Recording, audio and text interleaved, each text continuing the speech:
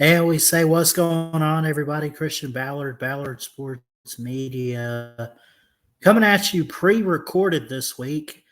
I don't want to stray away from doing live shows, but I think because my work schedule for now, it's best that we probably, I think with Chess Hall, we're going to keep pre-recording the Unprofessional Sports Show. Maybe do a live show every once in a while. We'll do college football reactions if we can this season. I think I want to premiere Ballard Sports 360. I don't think that's too bad of an idea either. It's a great show.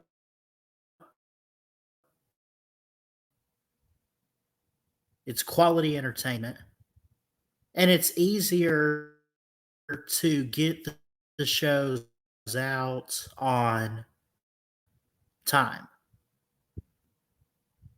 Plus, if you mess up, you could just edit. So, talking this week about baseball, the Braves sweep the Yankees. Also, we get to some college football, the best and worst case scenario for each top 25 team in the preseason poll for 2023. This all via ESPN, right? So, go ahead and talk about the Braves. I was at the game yesterday. As I record this on Wednesday, August 16th. I was in Atlanta. I got back today pretty early too. Atlanta's only like 3 hours from where I live in Alabama. Not a bad drive. Not a bad drive. We get back, go to church, everything like that. We get home, and here I am. The game itself in the Braves game. We got there yesterday, stayed the night in a hotel. It was amazing, right? The Braves yesterday, 5-0 shutout over the Yankees, who, by the way, the Yankees got off to an interesting start, but boy, have they struggled this year. They have not looked like the New York Yankees that we're accustomed to seeing. The Braves come off a series with the Mets. Not too good. Lost the last game 7-6. Beat them in the other 3 games, one of which they scored 21 runs. As I record this on a Wednesday, tonight the Braves won 2-0. They didn't have the hitting that they needed. The Yankees pitching was a lot better. But the Braves got the win. No complaints. When I went to the game on Tuesday, they had won that game 5-0. As Ronald Acuna, Marcell Ozuna each got a home run. Bryce Elder pitched. 9-4 on the year, by the way, when he's pitching.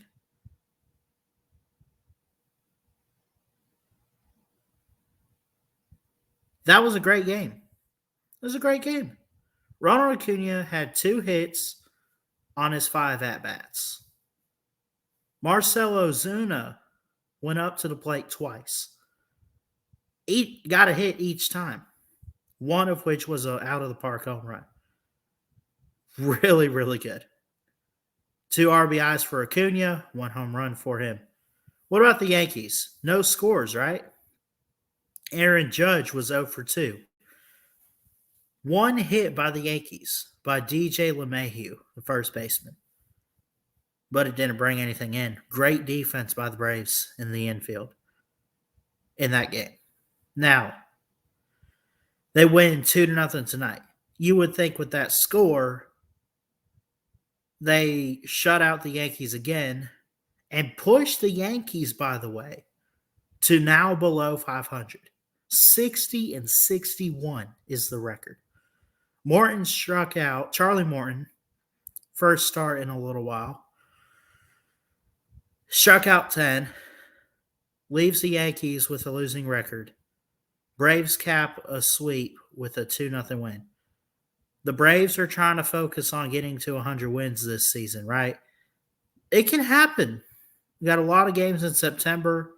We still got plenty to go here in August. What do they have? 10 games? More than that. They got a 3-game series with the Giants, a 3-game series with the Mets. That's 6 games. That'll put them at 84 if they win all those. Then, another 3-game series with the Giants.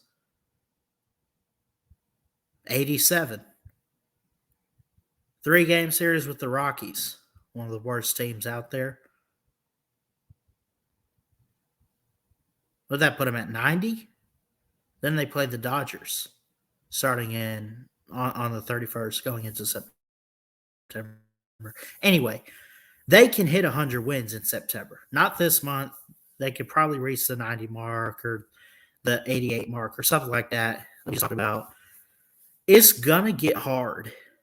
The Cubs they face in a month, over a month, in late September. Cubs are really good this year, man. They're scary good. They got great defense. Could pick up the offense a little bit, but it's not bad.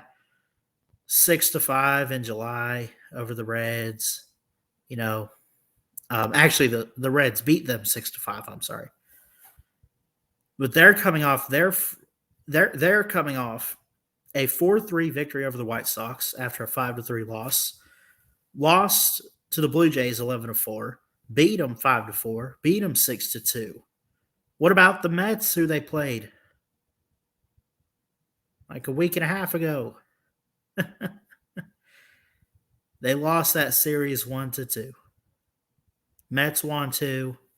One of them was with 11 runs. One was with 4 runs, 4-3. The Cubs did win 3-2 in the middle of that series. Cubs are good, though. They're not bad. They're looking pretty solid this year. They're 3 games behind Milwaukee in the National League. Central. Now they're on a win streak of 1. Last 10, they're 6-4. Playoff percentage is less than 50%, so it's not looking very good. But they got to have some hope. They're going to need some help, though. Milwaukee's got to start losing some games. They're losing currently to the Dodgers as I record this. Bottom of the 6th, 1 out. Doesn't look like anybody's on base. 4-1 Dodgers. I'm going to say the Dodgers probably sweep the Brewers this week. Can that help them out? And then they got to play a better team they have the same amount of wins as the Dodgers, but they have more losses. The Texas Rangers in a 3-game series. Baseball fans, get excited. This is really good. Dodgers are on a 9-game winning streak. 6-2 last night over the Brewers. and they play again tomorrow. Could go for 10. But can the Brewers get the win? We'll see. It's looking good in the Central. Again, Milwaukee only up 3 games over the Cubs. Dodgers, it's not even close. I think they're going to run away with the West. I think the Braves run away with the East, but Philly's looking pretty solid right now. So, and the Braves are definitely in the postseason. They sweep the Yankees. They take care of business. They go to town. Let's go. Let's go. And the Orioles. Oh, Baltimore. 74-47. 61 win percentage. Tampa Bay Rays. 73-50. I still pull for the Rays a bit. Got some family down in the Tampa area. Love your mom and dad. Tampa. 73-50.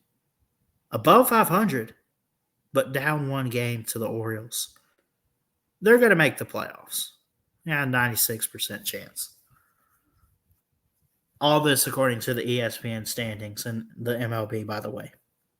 I'm not just like pulling this out of my rear end or nothing. I'm reading off of ESPN. It's looking good. It's really looking good. Man, I love baseball. I am sorry in advance, by the way. I say in advance, just in general. I'm sorry we don't cover baseball as much anymore. I know let's just call it what it is. Ballard Sports Media has become a college football channel. I've been trapped in this, and I say that with love. I love all you guys. We're in a college football community. I've been sucked into it, hook, line, and sinker. You're not getting me out of this. I'm going to go wherever I can with my sports journalism career. Going to go to school, going to work hard, and see where it takes me. So I try to cover everything I can. I know I've gotten away from basketball, just not that into the NBA anymore, honestly. But I could get down with some baseball. I promise you. We just have a community that just is college football oriented. That's fair. Anyway, so the Braves sweep the Yankees, 2-0 win an hour ago. Morton striking out 10 tonight. Really good. Really good.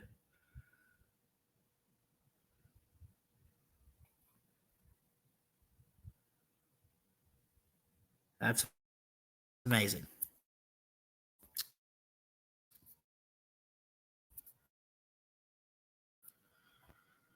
If you guys have any questions, sport, be happy to answer any questions on the show. Hit me up on Twitter at Ballard Sports or email me ballardsports19@gmail.com. Again, ballardsports19@gmail.com or at Ballard Sports if you have any questions. Always message me, man. It's great. Would love to hear from you guys. The Phillies up 9-4. They win tonight. 66-55 for the Phillies. Pulling for them too. I know they're kind of in that same division with the Braves, but we'll get to them, man. It's cool. My grandfather is a big Philadelphia guy, so for him, I do pull for the Eagles and the Phillies and everybody like that. Let's get into some college football. I have an article pulled up on ESPN, best and worst case for the top 25 in 2023. We do want to talk about that. But there's also, well, it's the same article, so it's right here. Want to share screen here. ESPN, college football 2023 preseason power rankings. They are out. This, by the way, this is not based on the AP poll. It will be very similar, but the power rankings are not the poll. The poll is like, this is where they are now. The power rankings are, this is the projection of where these teams could go.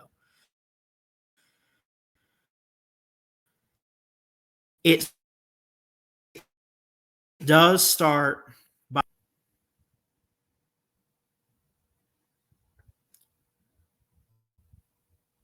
I do not blame them for putting Georgia at number one.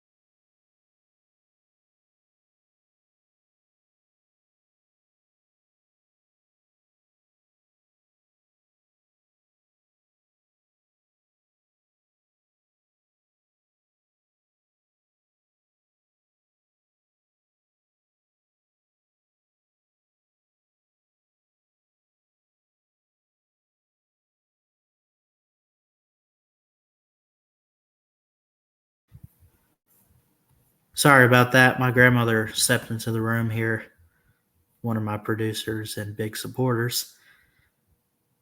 Back to what I was saying here. Talking college football on the show today. Georgia, the odds-on favorite, 51st place votes. The best case and worst case scenario, let's at least do the top 10 today.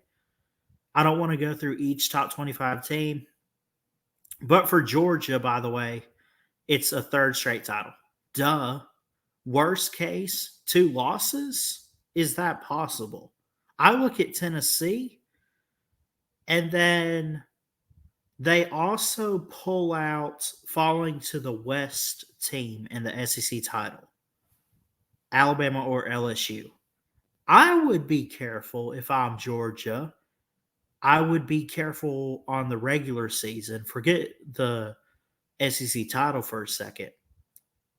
Can they drop 2 games on their schedule?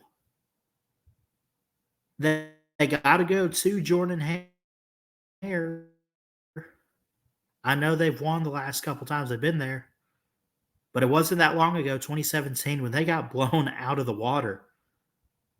It'll depend on Hugh Freeze and what he wants to do this year with Auburn. I know what he wants to do. What can he do? We'll see. Who's going to be the quarterback on the Plains? Robbie Ashford? I don't know. I haven't heard much. But Georgia. Again, we'll only do the top 10. Georgia, best case, 3-peat. Worst case, probably 2 losses, according to ESPN. Michigan. I agree with this. College football championship, best case. Got to make it to the Natty, right? They got to. They got to at some point win a playoff game. They gone back-to-back years to the playoffs, haven't won a darn thing. 10-2, the worst case scenario, possibly 9-3. Yeah, I get it. You're Jim Harbaugh, though. Say what Kirby Smart said last year. We won't be hunted. Say it. Say it to Penn State. Say it to Ohio State. Eyes are on you in the Big Ten anyway. You got a chance to make a national title this year. Go for it. Let's move on from Michigan. Ohio State, number 3, which, by the way, I don't know if I agree with that, but we'll go to them. Best case for Ohio State is a national championship. Best case is the national title. They got quarterback questions. Who's it going to be? Nobody's really bad. They just have to pick somebody. And it's big shoes to fill with C.J. Stroud, by the way. or what he did at least. He's gone. He's with the Texans.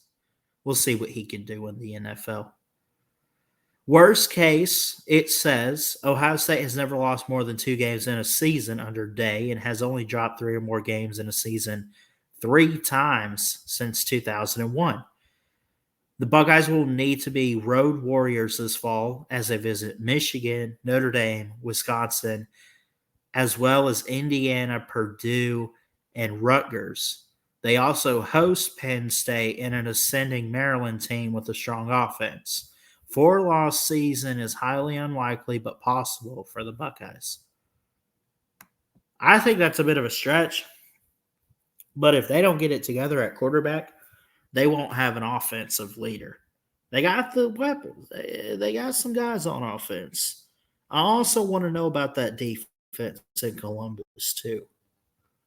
What's it going to do? 4 losses? I'd laugh. We all would.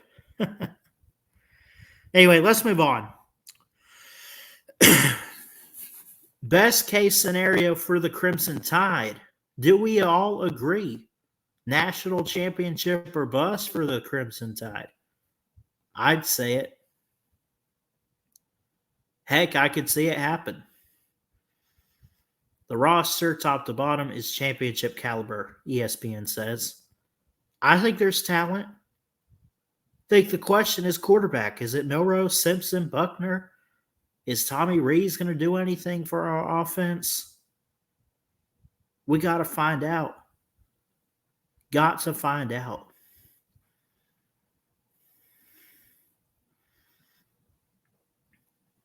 The worst case is 3 regular season losses, which I think a guy named Uncle Luke called. And honestly, I know I get kind of frustrated when I call in and talk about it with him.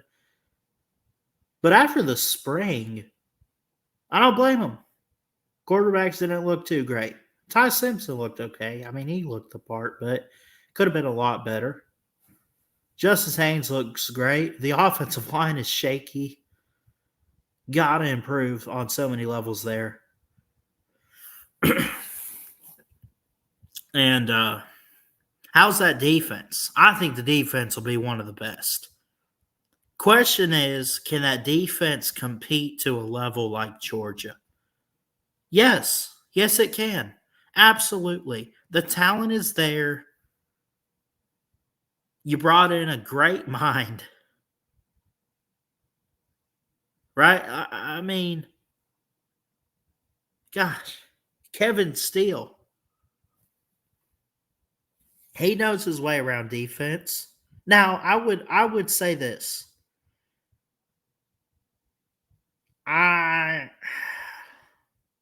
Nick Saban is the best defensive mind in college football. Is he right now? I think right now Kirby Smart is. But Nick Saban has more experience. He played defensive back. He's coached longer. He's been there, done that with it. And just he knows what it takes. He just has to do it.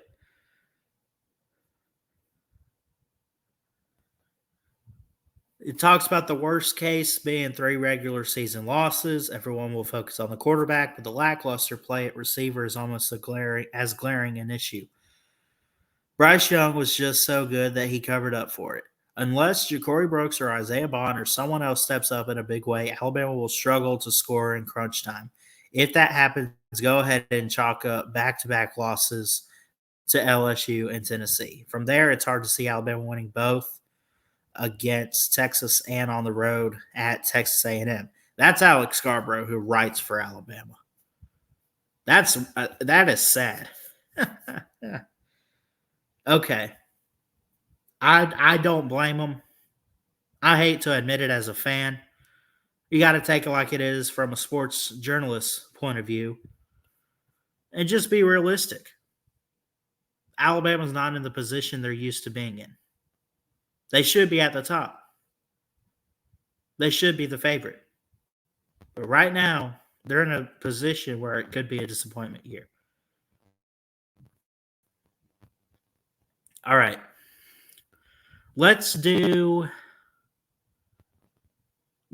rapid fire the top 10. Let's see. LSU. Let's go. College football playoff semifinal. Worst case, 8-5. Gosh, wow. Losses to Florida State, Ole Miss, Alabama, A&M, and the bowl opponent. That would be rough, man. That'd help Alabama. That would be rough if, oh my gosh, if LSU chokes it away and doesn't win the West, let alone loses more than 2 games. How disappointing is that for Jaden Daniels and company? Harold Perkins on the defense. A lot of playmakers, too. Talent level is such that there shouldn't be a significant drop-off, but making it back to the SEC championship game will prove difficult. That's from Chris Lowe. Number 6, USC. Best case is every player and coach at USC this season knows what they have on paper. Let's see.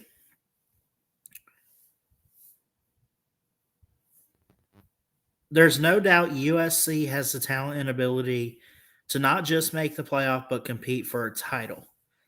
So it doesn't give a clear best case, but I would take from this what I'm reading here. The best case should be playoff or bust. Probably even a national title appearance. You don't have to win it all, but you got to have an appearance, don't you? Got another 5-star coming in behind Caleb Williams after this year. But Caleb Williams is the dude right now. Worst case scenario is, let's say, it's not easy turning around a 4-8 season into a 10-3 year. What may be harder is improving upon that following year. That's what Riley and USC have to deal with this season, on top of a schedule that includes an Oregon on the road, as well as Utah, Washington, and UCLA over the last 6 weeks of the season. The Trojans could be and likely are a better team this season, but the turnover margin that kept their defense afloat last year could regress, as could the offense, despite having a Heisman-winning quarterback under center. Injuries could always get in the way as well.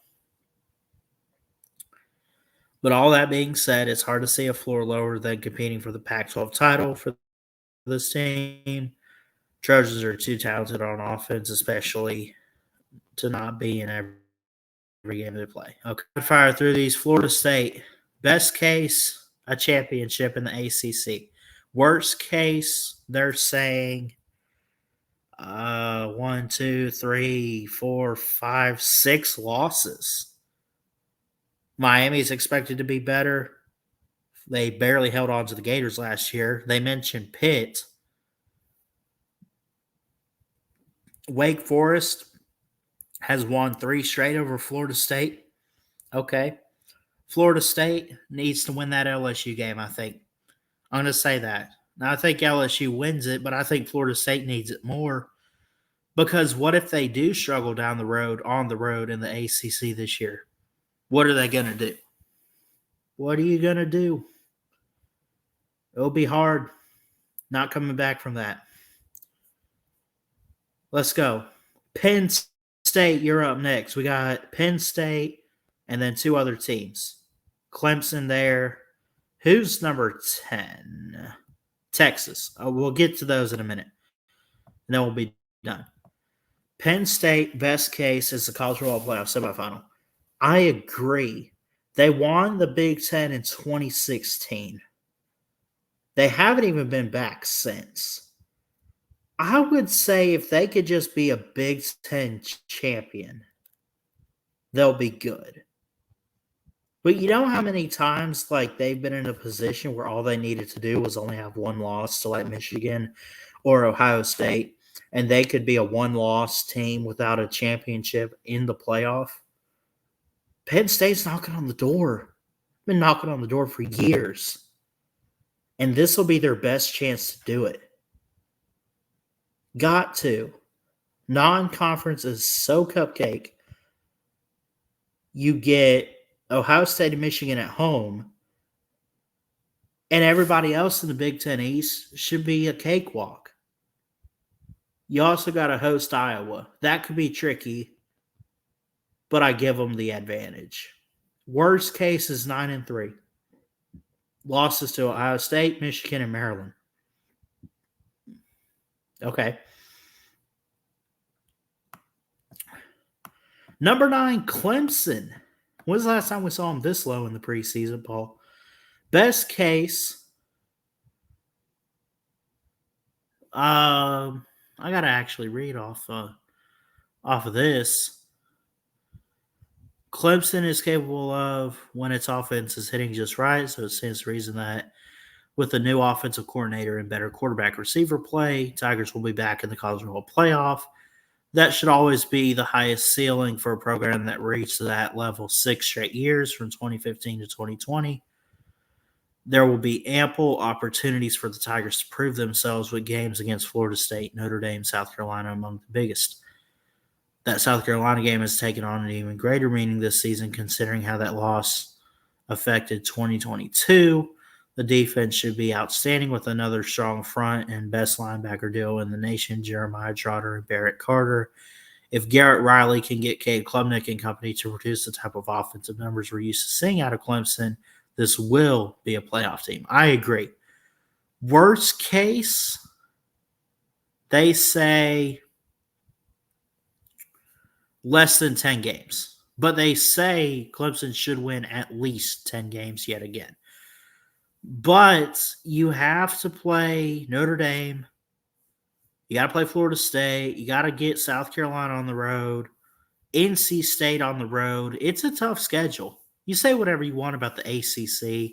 Say whatever you want about the Gamecocks. They got them like, what? And the Gamecocks get them 2 years in a row? Something like that. Gamecocks are making a statement in the state of South Carolina right now. They're going to get Clemson. Well, I'm not saying they're going to get them, but they're going to give them a game. They'll give them some trouble. Clemson's got to make the playoffs, in my opinion. Got to get back. Worst case, 3 losses. Florida State, North Carolina, take your pick. Maybe both. South Carolina, let's go to number 10 and get out of here. Texas Longhorns. Let's see. Okay. Steve Sarkisian has won 2 national championships as an assistant at USC and Alabama. The Longhorns have the talent to play for a national championship. Another conversation for another day. I'm not going to argue tonight. Week 2 showcase against Alabama doesn't have to make or break them, but a good showing or a win in Tuscaloosa could get Sarkisian over the hump. After that, they don't leave Texas for a game until November 18th against an Iowa State team plagued by a gambling scandal. As usual, the Oklahoma game could make or break the Longhorns. If they can dominate the Sooners again after a 49-0 win last year, there's a manageable schedule. Road games against Baylor and Houston before November 11th showdown in Fort Worth on November 11th with, I guess, the Horned Frogs of TCU. Frogs are 7-3 against Texas in their past 10 games. Worst case, they say several odds makers have Texas with a 9.5 win over-under on the season. And Sarkisian has never won more than 9 games in a season as a head coach. Let's see. If Ewers struggles again, could be a quarterback controversy with Malik Murphy and Arch Manning waiting in the wings. Oklahoma should be improved in a late season stretch against BYU, Kansas State, at TCU, at Iowa State. Then a finale against an experienced Texas Tech team could prove plenty of upsets if Sarkisian can't get all the pieces to work together. That being said, less than 9 wins going into the SEC next year could raise big questions about Sarkisian's future given the amount of talent he has to work with, from Dave Wilson of ESPN. Okay, I would say best case is this. I'm going to give it to him. I think if they don't reach the Big 12 title this year, it's hopeless. They got to hit the Big 12 title. That's my best case for Texas. Possibly a playoff appearance, but let's not go too far with Sarkisian there. Worst case scenario, they don't make it. But if I give a record, 7-5. There are some games on there. It's going to be tricky. It's going to be hard. But Texas, I believe in you. I'm going to give it to you. And we're going to hope for the best. So, again, the top 10. Georgia, Michigan, Ohio State, Alabama, LSU, USC, Florida State, Penn State, Clemson, and Texas doing the top 10. They go on for all top 25 teams, but I wanted to only do the top 10 tonight. This is Ballard Sports 360 out of here. Thanks so much for tuning in. Thanks for all the love and support. Love all you guys so much. I can't even put it into words. We'll keep growing the channel. We'll keep showing up, showing out. And I wish all of you the best. God loves you. Put him first. Trust and believe in him. See what he can do, man. He can do great things in your life. You just got to have faith and believe it. We'll get out of here. Ballard Sports Media, checking out. I love y'all. Peace.